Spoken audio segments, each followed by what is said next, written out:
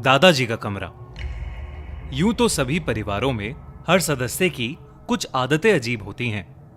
मेरे दादाजी भी कुछ ऐसे ही थे, कहीं भी गायब हो जाते थे। कभी कभी तो कुछ दिनों के बाद ही आते थे। हाथ और पैरों पर अचानक ही चोटों के निशान दिखने लगते थे। जब उनसे पूछो तो उन चोटों का उनके पास कोई जवाब नहीं होता था। इन्हीं अजीब चीजों में से एक उनका कमरा भी था, जहां किसी को भी जाने की इजाजत नहीं थी। यहां तक कि वो वहां की सफाई भी खुद ही करते थे। एक दिन बचपन में खेलते वक्त मुझे उस कमरे से अजीब सी आवाजें आ रही थीं। मैंने झुककर दरवाजे के नीचे से झांक कर देखा तो मुझे एक परछाई दिखी। तभी मैंने देखा कि कमरे से खून की तेज धार बह रही थी। देखते ही देखते मेरे सारे पैर खून में सन चुके थे। मैं छोटा था तो ये देख के घबरा गया और वहीं बेहोश हो गया। उठा तो मां मुझे डांट रही थी कि मुझे धूप में नहीं खेलना चाहिए। उनके हिसाब से मैं उसी की वजह से बेहोश हुआ था। मैंने जब उनको सच्चाई बताने की कोशिश की तो दादाजी ने मुझे झुठला दिया। उसके बाद से मेरी और दादाजी में इतनी बातचीत नहीं हुई। पूरे दिन उस कमरे में ताला लगा रहता था और किसी को भी उसके आसपास भटकने की मंजूरी नहीं थी। कुछ साल बाद दादाजी चल बसे और हम भी अपना पुराना घर छोड़कर अब शहर वाले घर में चले गए थे। सब कुछ ठीक चल रहा था। शहर में पापा की जॉब काफी अच्छी चल रही थी और मैं भी अब कॉलेज जाने लगा था। एक दिन ऐसे ही मैं घर पर बैठा अपना फोन यूज कर रहा था। तभी मैंने देखा कि मेरे दोस्त ऋषभ ने एक नया आईफोन लिया है। मैंने तुरंत उसे फोन किया और कॉन्ग्रेचुलेट करते हुए उससे पूछा कि आखिर उसने ये आईफोन कैसे खरीदा। तभी ऋषभ ने मुझे बताया कि उसके पास एक सीक्रेट है। वो प्रोबो ऐप पर ओपिनियन ट्रेडिंग करके पैसे कमाता है। मैंने उससे पूछा कि प्रोबो क्या है, तो उसने मुझे बताया कि प्रोबो इंडिया का पहला ओपिनियन ट्रेडिंग ऐप है। जिस कैटेगरी में भी किसी को इंटरेस्ट है, जैसे क्रिकेट, यूट्यूब, न्यूज, वो उस पर अपना ओपिनियन शेयर करके ट्रेड कर सकता है। अपनी नॉलेज के बेसिस पर अपना ओपिनियन दे सकता है और ओपिनियन देना बहुत आसान है। सिर्फ येस और नो में अपना ओपिनियन देना होता है। ऋषभ ने बताया कि प्रोबो एक ट्रस्टेड ऐप है और इस पर 2 करोड़ से भी ज्यादा यूजर्स हैं।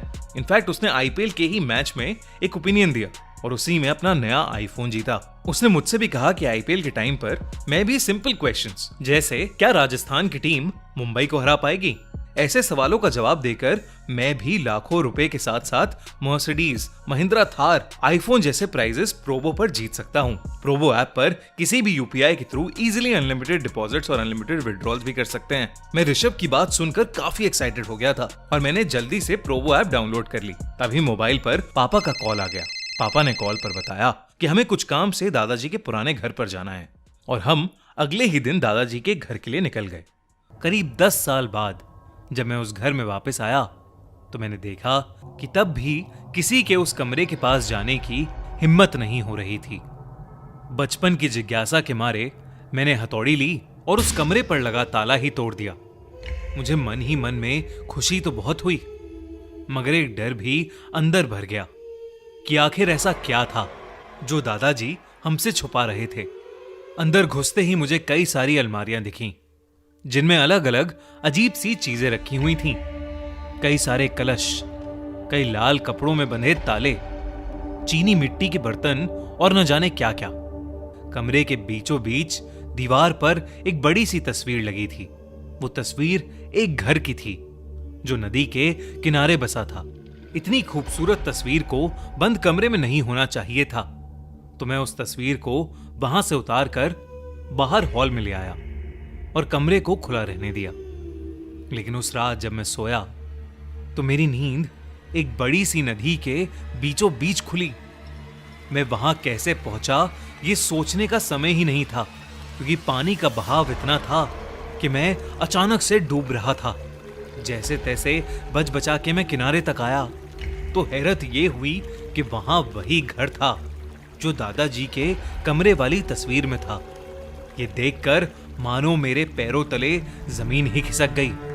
मगर दिल तब दहला जब मैंने थोड़ा दूर देखने की कोशिश की। वो घर बिल्कुल मेरे पुराने घर जैसा ही था, जिसके हॉल में मैं अभी कुछ देर पहले सो रहा था। ये सब बस एक बुरे सपने के जैसा लग रहा था, जिसे तोड़ने के लिए मैं अपने घर की तरफ भागा। हाफते हुए जब मैं उस घर के नजदीक पहुंचा तो एक गहरी सांस भरते हुए मैंने आंखें बंद कर लीं, इस उम्मीद में कि शायद यह भयानक सपना खत्म हो जाएगा। लेकिन तभी किसी भारी चीज से मुझ पर किसी ने हमला कर दिया।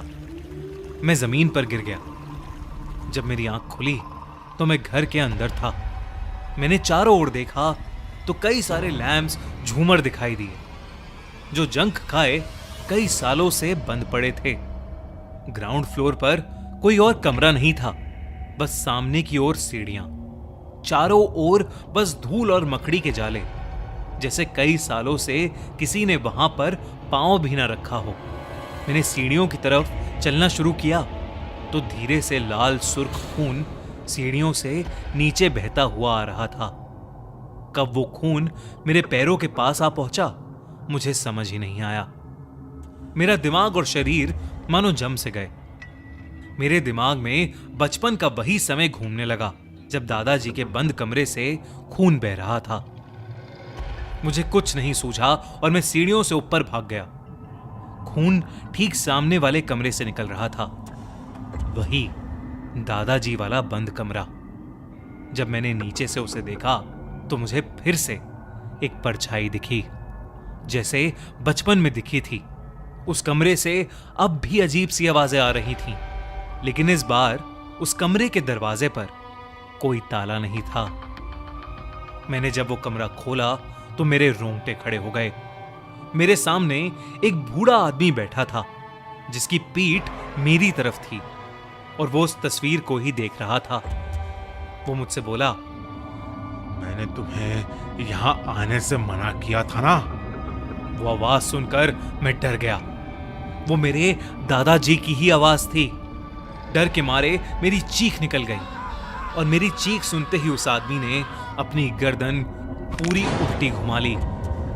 वो आदमी कोई और नहीं बल्कि मेरे दादाजी ही थे। वो बहुत ही ज्यादा भयानक लग रहे थे। उनके चेहरे की खाल लटक रही थी और उनके मुंह की हड्डियां दिख रही थीं। उन्हें देखते ही मैं कांपने लगा और मुझे फिट्स पड़ने लगे। कुछ ही पलों में मैं बेहोश हो गया। आंख खुली तो मैं अपने घर में वापस आ चुका था। मेरे घर वाले अब भी चैन से सो रहे थे। मैंने अपने पैरों को देखा जिनमें अब खून की जगह कई सारी चोटें थीं और वो तस्वीर मेरी आंखों के ठीक सामने मुझे दिख रही थी।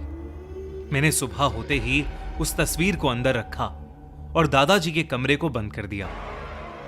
जब मैंने अपने माँ पापा को पूरा किस्सा बताया तो पहले तो उन्होंने मुझे कमरा खोलने के लिए बहुत डांटा। फिर बाद में बताया कि दादाजी को भूत दिखते थे और वो अपनी तंत्र मंत्र की विद्या से लोगों के अंदर से भूत भगाते थे। वो चोटें उन्हें उसी वजह से आती थी और इसीलिए वो अपना सारा तंत्र मंत्र का सामान उस कमरे में बंद रखते थे और किसी को भी वहां जाने की इजाजत नहीं थी। ये बात सुनकर मेरे होश उड़ गए थे।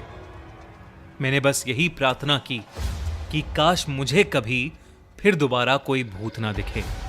इस हादसे के बाद घर में एक पूजा रखवाई गई और मेरे दादाजी का वो कमरा हमेशा हमेशा के लिए बंद कर दिया गया।